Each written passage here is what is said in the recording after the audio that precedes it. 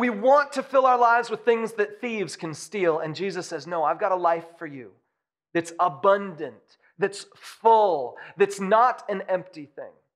And your destiny for 2013 and on is to have a life that's fruitful and full. Fruitful and abundant.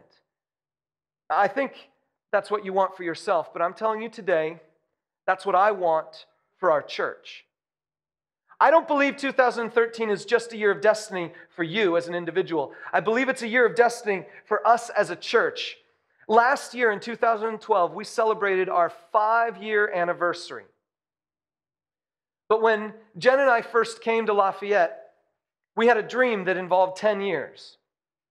And our 10-year dream was something along these lines, that in 10 years' time, we would be able to help every single person in Tippecanoe County have at least one meaningful encounter with the love of Jesus. That's it. To have at least one meaningful encounter with the love of Jesus over 10 years. Well, we passed 5 this last year.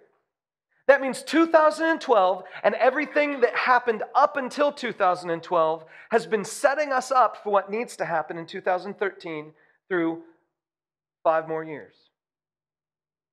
Here's the deal. I believe this is possible. I believe it's doable. I believe we can be part of a movement of Christians and churches that revolutionize this community because of how much love we display. Because after all, if God is promising people a destiny of fruitfulness and abundance, and we go out there and we live lives of fruitfulness and abundance, the people around us are going to be like, I want me some of that. And we're going to say, I'll tell you how to get it. And that's how we become even more fruitful. See, I believe 2013 is a year of destiny for our church because this is the year that sets us up for the future. We've established ourselves as a relatively stable church.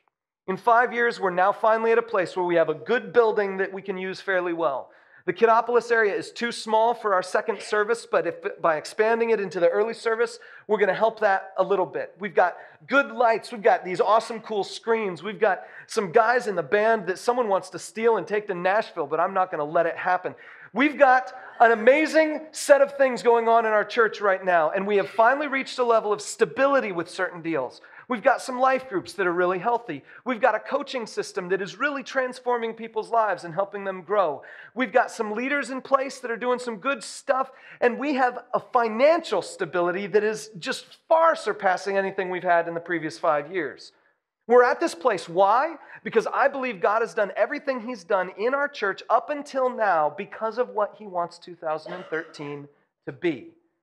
And it boils down to this. Whatever happens in 2013 for this church will only be because it's happened in you first. We cannot be a church that helps people find lives of abundance if you are not finding a life of abundance. We cannot be a church that helps people discover fruitful living if you are not people who are discovering fruitful living. Because what happens as a church happens because of individuals. And so we, as individuals, have to do what's necessary to help this world outside learn about this amazing promise, this amazing destiny that Jesus has given to us. So how do we step into it? How do we step into this promise, this destiny, both as individuals and as a church? Well, let's look at what Jesus has to say. See, in John 15, we skipped over some verses. So let's go back to those right now. Verses 9 through 11. See what He says here. As the Father has loved me, so have I loved you. Now remain in my love. If you keep my commands, you will remain in my love, just as I have kept my Father's commands and remain in His love. I've told you this so that my joy may be in you and that your joy may be complete. Man, I love that last line.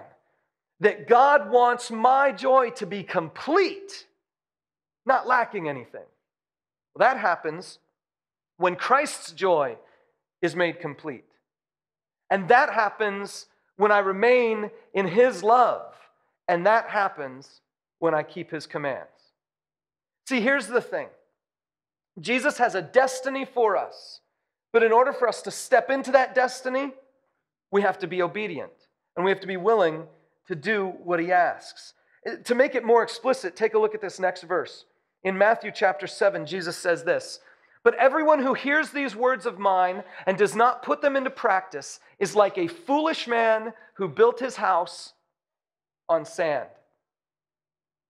The next verse, Jesus says, "And the wind and the waves beat against that house, and it came down with a crash because it was not able to stand." This is what Jesus is saying to us. He's making us a great promise. But in order for us to live that promise, we have to live his commands. I put it this way, I'd love for you to write it down. To have the life Jesus promises, we need to live the life he commands. It's another one of the reasons why I like that Japanese kanji symbol. And I want you to take a look at that and maybe bring the bulletin home with you and put the bulletin face somewhere where you can see it. Because that kanji symbol doesn't just mean destiny. It also looks like a house, as I said. But it's a house with a big stick coming right out of the bottom. And I want to encourage you to make this year a year of you living a life that's like a house with a big stick going right down to bedrock. Because Jesus says, if you want to have a strong house, you have to build your house on the rock. And the rock isn't him, and it isn't his words. It's our obedience of his words.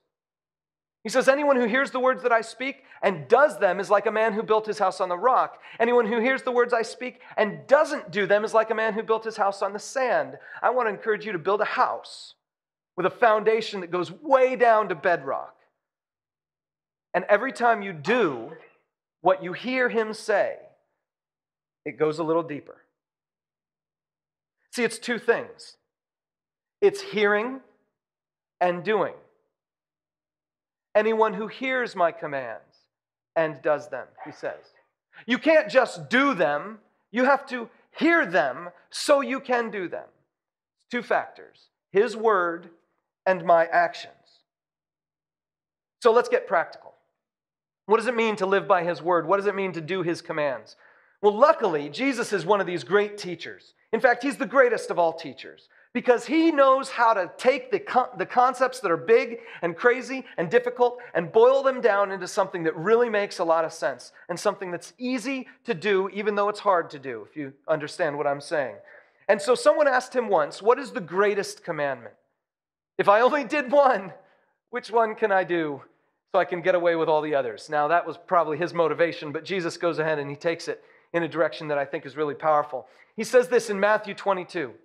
Love the Lord your God with all your heart and with all your soul and with all your mind. In the Gospel of Mark, he quotes Jesus as adding the word strength. And so I imagine Jesus must have said this a lot of times. Love the Lord your God with all your heart and all your mind and all your strength and all your soul. Jesus said this so many times with the words all your, that the after, it could have been anything. With all your money and all your time and all your friendships and all your relationships and all your possessions. Love the Lord your God with all your. Just make sure it's all your, and then you're good. But love him with all your stuff. And this is the first and greatest commandment. And the second is like it. Love your neighbor as yourself. I love it how Jesus can't just tell us the one. He has to tell us the both. And he ends, all the law and the prophets hang on these two commandments. We don't talk like that. We don't use the phrase law and the prophets. But when Jesus was speaking, the people he was speaking to understood that phrase to mean something. The phrase law and prophets meant the left half of your Bible. It means the entire Old Testament. In fact, we call it the Old Testament. They called it the law and the prophets. Or sometimes they called it just the law for short. Sometimes they would call it the law and the writings and the prophets. But it was either the law and the prophets or the law and the writings and the prophets. And so when Jesus says that, he's saying all of the scripture, everything that has ever been written that you need to obey God on, hangs on these two. In other words, if you do these two, the rest fall into place. If you don't do these two, you got nothing.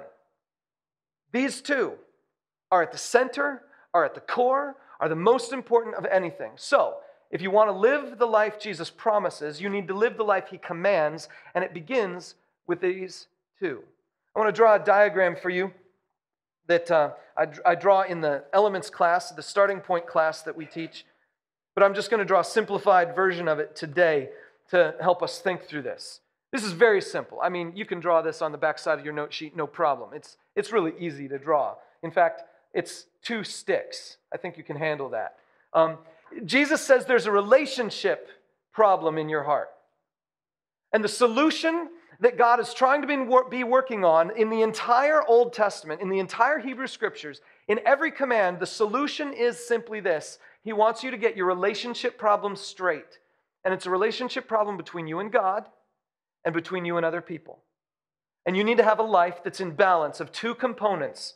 A vertical component, me and God, and a horizontal component, me and other people. I need to have my life squared away with God, and I need to have my life squared away with other people. I need to get these 2 things balanced in my life. And if I do, everything else falls into place. Okay? So, if you're taking notes, here's something else to jot down. The life he commands is a life of love, and God comes first. Jesus said, love the Lord your God with all your heart and all your soul and all your mind and all your strength and everything. God has to come first. He gets the all your, and then other people just get as yourself. Love God above all other things. See, it's a life of love Jesus is commanding, but it's a life of love that begins with this idea that God comes first. Now, I've asked a lot of people this question. I've talked to a lot of people, especially over the last few years in Lafayette here. I've asked people the question, the most important thing in your life has to be God. Where does he fit in your life? And you know what? No one ever tells me, oh, God is number 3. No one ever says that. No one ever tells me God is 4, maybe 5 on my list.